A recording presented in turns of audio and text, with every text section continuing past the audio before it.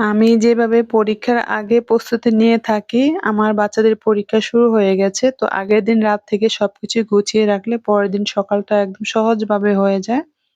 আপনি চাইলে আপনার বাচ্চাকে অনেক পর্যাপ্ত পরিমাণ সময় দিতে পারেন। হ্যালো এভরিওয়ান, আসসালামু আলাইকুম। কেমন আছেন সবাই? কি অবস্থা আপনাদের? আই হোপ সবাই অনেক ভালো আছেন এবং সুস্থ আছেন। আলহামদুলিল্লাহ পরিবারের সবাইকে নিয়ে ভালো আছি। নতুন দিনে নতুন আরেকটি ব্লগ ভিডিও নিয়ে চলে আসলাম। আমি রেশমা ঢাকা থেকে বলছি। আশা করি আজকের ব্লগটি আপনাদের কাছে অনেকটাই ভালো লাগবে। দিনটা যেহেতু অনেকটাই ছোট, তো রাতের বেলা সবকিছু গুছিয়ে রাখলে পরের দিনটা একদম সহজ হয়ে যায় আর আপনার রিল্যাক্স একদম মনে হবে। তো ভিডিওটা স্টার্ট করেছি আমি বিকাল থেকে। বিকেল বেলা কিছু ফল খেয়ে নিয়েছি, দেখতে পেরেছেন। আর এই ফলগুলা বাহিরের ছিল, বাংলাদেশেও পাওয়া যায়। আর আমার দেবর বাহিরে গিয়েছিল, সে দিয়েছে আরকি। তো এদিকে কাজে লেগে পড়লাম। বাচ্চাদের মিস চলে এসেছে আর আমি ওদেরকে পড়তে বসিয়ে অনেক টুকিটাকি কাজ করতেছি। আর আজকের ভিডিওটা আমি বিকেল থেকে স্টার্ট করেছি। দিনটা যেহেতু অনেকটাই ছোট, তো আমি ম্যাক্সিমাম সময়ই রাতের বেলা সবকিছু করে রাখি সকালের জন্য। সকালে যেহেতু আমার উঠতে একটু অনেকটাই তাড়াহুড়া করে উঠতে হয়, সেজন্য রাতের বেলা আমি সবকিছু গুছিয়ে রেখে দিই। তাহলে সকাল বেলাটা একদম রানীর মতো করে কাটানো যায়, যাই বলেন না কেন। তো সবসময় আমি এগুলা করি আর পরীক্ষা আসলে একদম বেশি করে সবকিছু গুছিয়ে রাখি। তো এদিকে সবজি কেটে নিয়েছি, বাচ্চাদের পড়তে বসিয়ে মিস চলে এসেছে। আমার ছোট বাবা মেহেজাবিবকে পড়াচ্ছে আর এদিকে আমি সবকিছু কাটাকুটি করে নিয়েছি। এখন আমি ধুয়ে নিব সবগুলো এক এক করে। আর এভাবে করলে অনেকটা সহজ হয়। এখানে আমি ২ দিনের জন্য তরকারি রান্না করব। ভেজিটেবলটা রান্না করব যেহেতু ওরা পছন্দ করে। ভেজিটেবলটা রাখবো ২ দিন খাওয়ার জন্য আর পাশাপাশি কিছু রান্না করব যাতে একবেলায় রান্নাগুলো হয়ে যায়। ডিসেম্বর মাস চলে আসতেছে আর যারা সরকারি স্কুলে পড়াশোনা করে তাদের পরীক্ষা ২১ তারিখ থেকে শুরু হয়ে যাবে। তো আমি এই ভিডিওটা রেডি করেছি ২০ তারিখ রাত থেকে ২১ তারিখে আপলোড করব। আর এদিকে কাটাকুটি করার পর এই যে একটা করলা ছিল আরকি। তো এটা নাকি শত্রু। জানি না আসলে কতটা সত্য। ছোটবেলা থেকে এগুলা শুনে আসছি আরকি। কিছু কাটতে গেলে বা কিছু রাখতে গেলে একটা যদি থেকে যায় শত্রু নাকি। আমাদের তো শত্রুর আর বন্ধুর অভাব নেই। শত্রু আর বন্ধু মিলিয়েই আমাদের জীবন।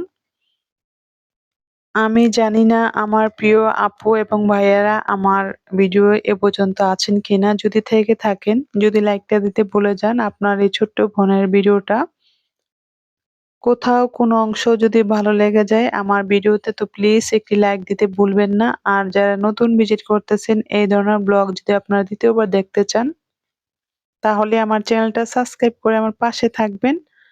আর অলরেডি যে সকল বন্ধুরা এই কাজটা করে ফেলেছেন তাদেরকে অসংখ্য ধন্যবাদ। একে এক করে সবকিছু আজকে ক্লিন করব। আর আজকে আমি কিছু বাহিরের কোনো কাজকর্ম দেখাবো না, রান্নাঘরেই শেষ করব ভিডিওটা। রান্নাঘর থেকে শুরু করেছি। বাচ্চাদের পরীক্ষা শুরু হয়ে গেছে। আমার মেজো ছেলে সরকারি স্কুলে পড়ে। ২১ তারিখ থেকে ওদের পরীক্ষা। তো আমার ভিডিওটা ২১ তারিখে আপলোড হবে। আমি বৃহস্পতিবার রাত থেকে সবকিছু গুছিয়ে নিয়েছি। বাচ্চারা যতই পড়াশোনা করুক না কেন, মায়েদের কিন্তু বাচ্চাদের পিছে পর্যাপ্ত পরিমাণ সময় দিতে হয়। যতই টিচার দেন না কেন বা বাহিরে পড়াশোনা করলেও কিন্তু একটা খুঁতখুঁত থেকে যায় যে আমার ছেলেটা কি পড়তেছে বা কেমন পড়াশোনা হচ্ছে। আর বাচ্চারাও মায়েদের কাছে পড়াটা বেশি পছন্দ করে। তো আমি আমার মেজো ছেলেকে ঘুম পাড়িয়েছি। ওর কোনো ক্লাস বাসায় কোনো টিচার নেই। আমি ওকে পড়াই। আর ছোটটার জন্য টিচার দিয়েছি। দেখা যায় কি আমি শুধু মারের হাত থেকে বাঁচার জন্য টিচার দিয়েছি আরকি। এটা আমি জানি না আর কারো কাছে হয় কিনা। ছোট ছেলেটা মানে লেখাপড়া শিখাতে গেলে আমি একটু বিরক্ত বোধ করি। ছোট তো অনেকক্ষণ কথা বলতে হয়, লিখতে মানে শিখাতে হয়। আমার একটু ধৈর্য অধৈর্য চলে আসে আরকি। তো আমি মিস রেখেছি। ওকে শুধু মিসরে বলছি যে আপনি শুধু ওকে পড়াবেন। আমি শুধু ওকে লেখা শিখাবো। তো আলহামদুলিল্লাহ লেখাটা পুরাপুরি শিখানো হয়ে গেছে। এ থেকে জেড পর্যন্ত পারে, ক থেকে একদম চন্দ্রবিন্দু পর্যন্ত আরকি। তো এভাবে আরকি শিখানো হয়েছে। তো ওর জন্য মিসটা রাখা ৩ টা বাচ্চা নিয়ে আসলে মিস না রাখলেও হয় না। তো ওর জন্য শুধু রেখেছি। ওকেই পড়াচ্ছি আর মেজোটাকে আমিই পড়াচ্ছি। আমার মেজো ছেলে 3 তে পড়ে। আর এদিকে কথা বলতে, বলতে এই তো আমার সবকিছু একদম ক্লিন করা হয়ে গেছে। পাশাপাশি কিন্তু এই যে রুটিও বানিয়েছি, পেঁয়াজ কেটে নিয়েছি। সবকিছুই করে নিয়েছি। সকালবেলা উঠে শুধু একদম রান্না করব। ১ ঘন্টার মধ্যে রান্নাটা হয়ে যাবে। এভাবে যদি কাটাকুটি করে রাখা হয়, আমার মনে হয় রান্নাটা একদম মানে খুবই সহজ হয়। আর আমি সবসময় করি। আজকে আপনাদের মাঝে শেয়ার করলাম যেহেতু বাচ্চাদের পরীক্ষা শুরু হয়ে যাচ্ছে। আমি আগের দিন রাতে যদি কিছু না করা হয়, সকালবেলা উঠে আমার এতটা অলস চলে আসে আর কোনো কাজ করে সারতে পারি না। অনেকটা লেট হয়ে যায়। মানে এলোমেলো হয়ে যায় আরকি। তো রাতের জন্য আজকে ডিম ভুনা করতেছি। আর একটু মাংস দেখেছিলেন আপনারা অবশ্য। মাংসটা একটু ভুনা করব। আমি ভেবেছিলাম যে ভাজা করব। তো আমার ছেলে বলতেছে, "আম্মু আলু দিয়ে একটু ভুনা করে দাও।" তো দুপুরবেলা রান্না দেখাতে পারিনি, সকালের নাস্তাও দেখাতে পারিনি। অফ ক্যামেরায় সব হয়েছে। তো বিকেলের এগুলা, রাতের এগুলা আরকি। ডিম ভুনা করেছি। আর মাংসটা দিয়ে ছোট, ছোট আলু দিয়ে ছোট, ছোট পিস করব আলু দিয়ে। একদম ভাজা, ভাজা করে নিব। তো রাতের বেলা ওরা যেহেতু অনেকটা রাত করে ঘুমাবে, পড়তে হবে সেজন্য আরকি ২ টা তরকারি রান্না করলাম। এমনিতে একটা করলে হয়ে যায়। এক তরকারি রান্না করলেও হয়ে যায়। আর আজকের রান্না তেমন ছিল না। আপনাদের ভাইয়া যেহেতু বাসায় ছিল না, সেজন্য সকাল দুপুর মানে হাসব্যান্ড ঘরে না থাকলে যা হয় বাচ্চাদেরকে ডিম ভাজা বা মাছ ভাজা করে দিয়েছি, এগুলাতে হয়ে গেছে। বাচ্চারা সবজিরা যেহেতু খেতে চায় না আর বাড়ি কিছু রান্না করিনি, ওদের ভাজা, ডিম ভাজা, একটু ডাল বা একটু মাছ ভাজা হইলে হয়ে যায়। তো পেঁয়াজ দিয়ে মসলা দিয়ে একদম মাখিয়ে তারপরে এই যে তেলে ছেড়ে দিব। অল্প আঁচে রান্নাটা করব। এই মাংসটা অল্প মাংস হলে কিন্তু অনেকজনও খাওয়া যায়। ৪-৫ পিস হলে ছোট, ছোট পিস করে সাথে আলু দিয়ে এভাবে প্রায় সময় আমি করি। আর আমি গরুর মাংসটা এরকম ছোট পোটলা করে রাখি। আমার ছেলে ভাজা খেতে খুবই পছন্দ করে। আমার বড় ছেলে মিশকাত।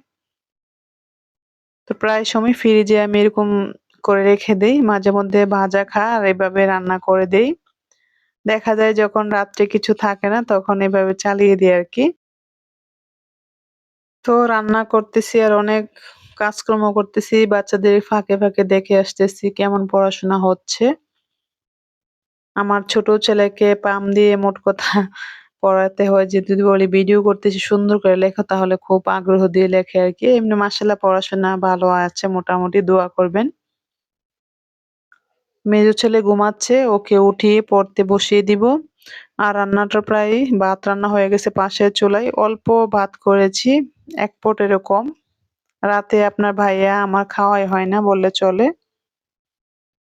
তো আমার ৩ ছেলের জন্য অল্প ভাত ১ পট এরকম রান্না করেছি। ভাতটা হয়ে গেছে পাশের চুলায়। আর এদিকে এই তো মাংসটা কিন্তু একদম ভাজা, ভাজা হয়ে গেছে। আলুর সাইজটা একটু বড়ই হয়েছে। তো ওদেরকে খাওয়ানো শেষ করে আমি যে ভেজিটেবলটা রান্না করব সেই মাংসটা সিদ্ধ করে এই তো ছাড়িয়ে নিচ্ছি। এভাবে করলে সবকিছু রেডি করে রেখে দিব। সকালে জাস্ট উঠে শুধু রান্নাটা বসাবো। মাংসটা যে সিদ্ধ করেছি সেই পানিটাও রেখে দিয়েছি। সেই পানিটা দিয়ে চিকেন ভেজিটেবল রান্নাগুলো অনেকটা টেস্ট হয়। আমি কখনো পানিটা ফেলে দেই না। তো পানিটাও একটা বক্সে করে রেখে দিব। এই যে আমার সবকিছু রেডি হয়ে গেছে। এখন খাওয়া-দাওয়ার পর রান্নাঘরটা একদম ক্লিন করে নিবো। আর বাচ্চাদেরকে পড়তে বসিয়ে দিয়েছি। আমার মেজো ছেলে উঠেছে, ছেলেরই খাওয়া-দাওয়া শেষ। রাতের খাবারটা ওরা সবসময় সকাল বেলায় খেতে চায় ৮ টার দিকে বা ৮:৩০ টার দিকে খাওয়া হয়ে যায়। এখন বাজে রাত ৯ টা। তো আমার সমস্ত কাজকর্ম শেষ করে ভিডিও এডিট করব, ভয়েস ওভার করছি। মানে আমি রাতে সবসময় ভয়েস ওভারটা করি। বাচ্চাদেরকে পড়তে বসিয়ে রাত ১১টা বা ১০:৩০ এরকমের মধ্যে ভয়েস ওভার করে রাখি। যেহেতু রেগুলার ভিডিও দেই, আমি আজকের ভিডিওটা আগের দিন রেডি করে রাখি। যেহেতু এটা বৃহস্পতিবার ছাড়বো, এটা বুধবার আমি একদম কমপ্লিট করে রাখতেছি। তাহলে সুবিধা হয়। আমি চাচ্ছি প্রতিদিনই ভিডিও দেওয়ার। একটু কষ্ট হয় তারপরও দেখি কষ্ট করে কতটুক তেষ্ট পাওয়া যায়। তো রেগুলার ব্লগ দেওয়ার চেষ্টা করতেছি সেজন্য অনেকটা কষ্ট হচ্ছে আমারও। প্রতিদিন ভিডিও করা, যারা ভিডিও করেন তারা অবশ্য জানেন। আমি তেমন আহামরি আপনাদের কিছুই দেখাতে পারি না। তারপরে যেতটুক দেখাই অনেকটা কষ্ট হয়। তারপরেও করি যে প্রতিদিনই ভিডিও দিব আমি। তো বাচ্চাদের খাওয়া-দাওয়া শেষ। ওদেরকে পড়তে বসিয়ে আমি রান্নাঘরটা একদম গুছিয়ে নিয়েছি। আর এদিকে বেসিনের যে থালা প্লেট ছিল সেগুলা ধুয়ে একটু ক্লিন করে নিচ্ছি। আসলেও বাসাটাও ছেড়ে দেওয়া হয়েছে আরকি। সেজন্য মনটা উঠে গেছে। একদম গোছগাছ করা বাদই দিয়ে দিলাম। তো জানুয়ারি মাসে নতুন বাসায় উঠবো। নতুন বলতে এই বিল্ডিং এ আরকি ৩ বেডের বাসা পেয়েছি সেটাই উঠবো। তো বাসার কাজকর্মের মন চলে গেছে আর মানে আমার টেনশন লাগতেছে যে এত জিনিসপাতি কিভাবে কি করব? বাসা নাড়াচাড়া যারা করেন তারা অবশ্যই বুঝেন। বাসা পাল্টানো যে কত ঝামেলা আমার লাইফে আমি শ্বশুরবাড়ি থেকে ঢাকা আসছি আরকি। এই আমার বাসা পাল্টানো। অনেকটা জিনিস নষ্ট হয়েছে। তারপরেও দোয়া করবেন যাতে সুস্থভাবে উঠতে পারি সুন্দরভাবে। আপনাদেরকে অবশ্যই দেখাবো। আর আস্তে, আস্তে গুছাবো যেহেতু ডিসেম্বর মাস চলে আসতেছে, বাচ্চাদের পড়াশোনা শেষ। ডিসেম্বর মাসে দেখা যায় বেড়ানোর প্রোগ্রাম থাকে। এবার হয়তো যাবো অল্প দিনের জন্য। বেশি দিন থাকতে পারবো না যেহেতু জানুয়ারিতে উঠতে হবে। তো কথা বলতে, বলতে আমার বেসিন ক্লিয়ার করা হয়ে গেছে। তো এখন আমি ওদেরকে পড়াশোনা করাবো। ওদের পড়াশোনাগুলো ধরবো। একভাবে ২ ঘন্টা ওদের পাশেই বসে থাকবো। সমস্ত কাজ করে আমি একদম রিল্যাক্স মোডে আমার বাচ্চাদের সাথে বসবো। তো আজকের ব্লগ কেমন লাগেছে অবশ্যই জানাবেন। ভুল ত্রুটি ক্ষমা সুন্দর দৃষ্টিতে দেখবেন। সবার সুস্বাস্থ্য কামনা করে আমি বিদায় নিবো। আর আমার ছেলে দেখতেই পাচ্ছেন একদম ঘুমাচ্ছে। যখনই বলছি যে ভিডিও করতেছি, তখন একদম লেখা ধরছে আরকি। আর পাশে মেজো ছেলে বসে আছে, ও পড়তেছে। সবার সুস্বাস্থ্য কামনা করে আজকের মতো বিদায় নিলাম। আল্লাহ হাফেজ। আসসালামু আলাইকুম।